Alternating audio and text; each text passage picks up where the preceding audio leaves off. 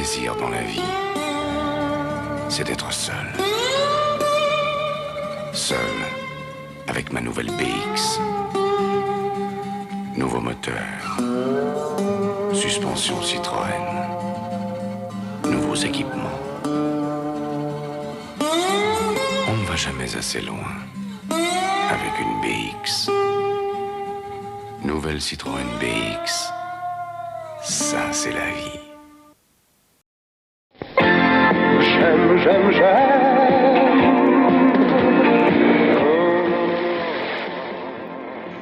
La Citroën BX est une voiture culte des années 80 et considérée comme une des plus grandes réussites de la marque au chevron.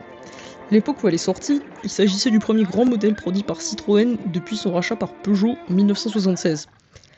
Elle s'est démarquée par son confort exceptionnel, son design iconique et sa consommation raisonnable pour l'époque. Beaucoup considèrent que la BX a sauvé Citroën à une époque où la marque connaissait de grosses difficultés financières. Comme vous vous doutez, je vous parle de cette voiture parce que je l'aime beaucoup et que j'ai décidé d'en restaurer une. Pour cette vidéo, comme il y a beaucoup de personnes qui me suivent, qui ne connaissent pas du tout le monde de l'automobile, qui veulent suivre mon projet, qui ont montré de l'intérêt pour mon projet, je vais tout expliquer pour que ce soit compréhensible pour tout le monde.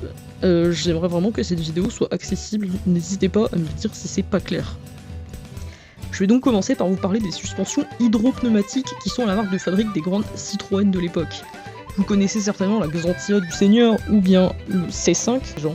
Et bien ces voitures sont équipées de suspensions hydrauliques, tout comme la BX, la CX, la DS et bien d'autres modèles, surtout des Citroën de l'époque.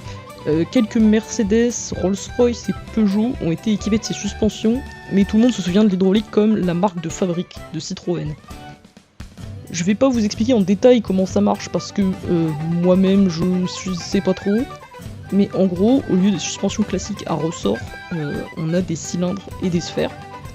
Et là-dedans, on trouve le liquide hydraulique minéral, raccourci en LHM, qui circule partout sous la voiture dans divers tuyaux et conduites qui permettent d'amortir les chocs. Dans les sphères, il y a de l'azote et du LHM qui sont séparés par une membrane, et lorsque la voiture prend un choc, la membrane contenue dans la sphère va compenser le choc grâce au LHM qui est mis sous pression.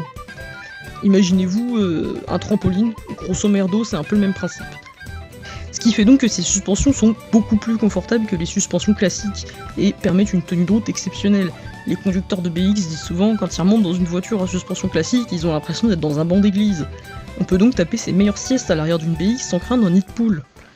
L'hydraulique permet aussi de monter et descendre la voiture à notre guise, dans 4 positions différentes. On peut la rabasser à fond pour certaines opérations d'entretien, à l'arrêt uniquement, la monter au max pour changer un pneu sans cric ou pour passer un chemin difficile par exemple. Dans les positions hautes, après on n'est pas supposé rouler à plus de 20 ou 30 km/h, je sais plus. Mais la plupart du temps on la laisse sur la position route, la position normale. Sachez juste que ce système permet aussi à une voiture de rouler sur 3 roues. Bon c'est pas conseillé mais voilà, vous le saurez, c'est possible. Le problème avec ces suspensions, c'est qu'elles ajoutent un élément d'entretien important à la voiture. Là où des suspensions classiques ne réclament aucun entretien, les suspensions hydrauliques elles ont souvent des fuites. Et là il faut changer les conduites qui font chier, ce qui peut rapidement devenir un enfer selon le modèle de voiture.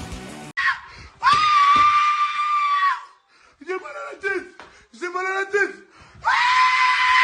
Ah oui, quand on veut partir au travail et qu'on découvre que la voiture elle a fait pipi dans le garage, et ben c'est pas top.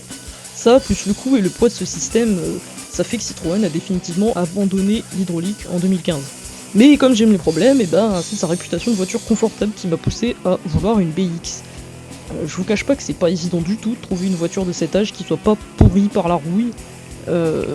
J'en ai vu 5 avant d'acheter la mienne, et elles étaient toutes bien pourries par la rouille. C'est pas forcément un frein pour tous, il y en a qui vont quand même vouloir acheter des voitures qui sont rouillées parce qu'ils auront les compétences et le matériel pour réparer ça. Mais pour une débutante comme moi, c'est pas l'idéal, j'ai même pas le poste à soudure qu'il faut pour ça. Je vous ai peut-être pas précisé que si je voulais une BX, c'était aussi pour apprendre la mécanique. Les vieilles voitures, elles ont la réputation d'être beaucoup plus simples d'entretien que les voitures modernes, donc c'est vrai que ça décourage rapidement ce genre de voiture quand on veut apprendre la mécanique, et malheureusement c'est le cas sur quasi toutes les voitures modernes. Grosso modo, si c'est comme ça, c'est parce qu'avant il y avait beaucoup moins d'éléments dans les voitures. Il n'y avait pas de catalyseur, il n'y avait pas d'ABS, il n'y avait pas de clim, il n'y avait pas de filtre à particules, il n'y avait pas de turbo. Bon après ça dépend des époques et c'était pas le cas selon les options, mais par exemple dans ma BX c'est le cas, il n'y a rien de tout ce que je viens de vous dire. Donc En gros, dans les vieilles voitures, il y avait beaucoup moins de trucs sous le capot. Donc plus de place, donc c'est plus simple pour comprendre comment ça marche et y voir plus clair et changer des trucs. Bref, après cette longue intro, laissez-moi vous présenter ma merguez. C'est une 16 TRS phase 2 de 1987, elle n'est pas rouillée, ce qui est un miracle. Et plutôt rare pour l'époque, c'est une boîte auto.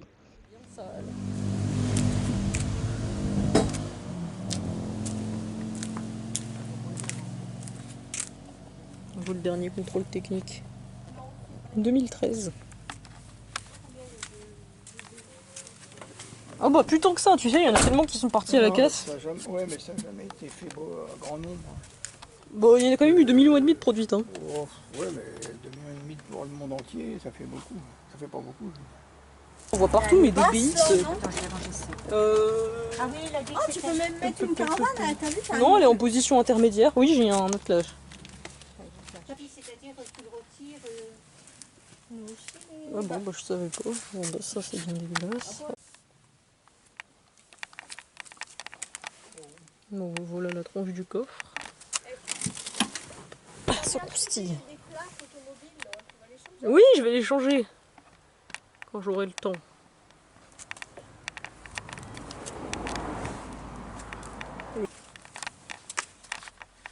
Délicieux.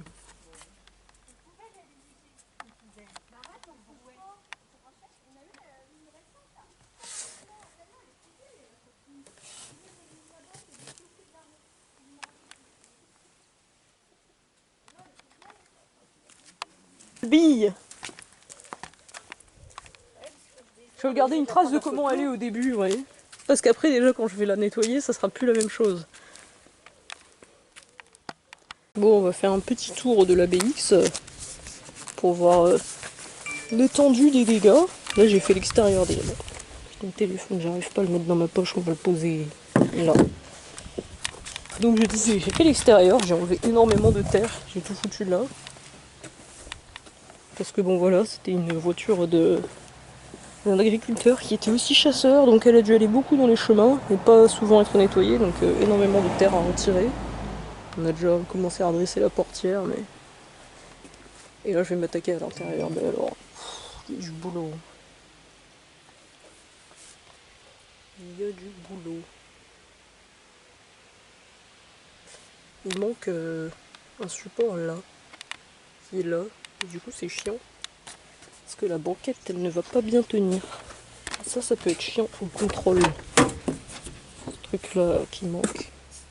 Ça se trouve, il est planqué quelque part dans la voiture, on va le retrouver. Ce serait pas mal. Parce que ça va être chiant à retrouver.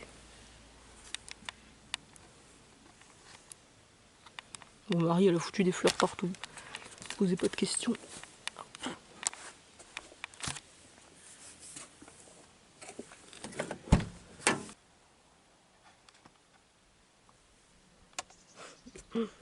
C'est spécial comme housse. Bon, pour l'instant, on va la laisser dans son jus le temps que je la nettoie parce que... Je sais pas si on voit la poussière parce que la vache... Elle est toute propre, hein. Toute propre.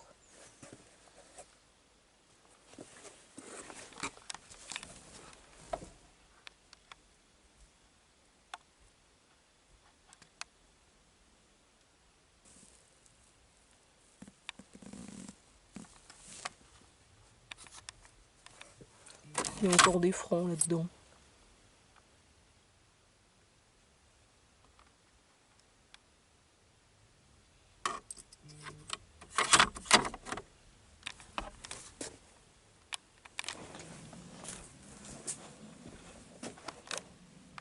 Two hours later.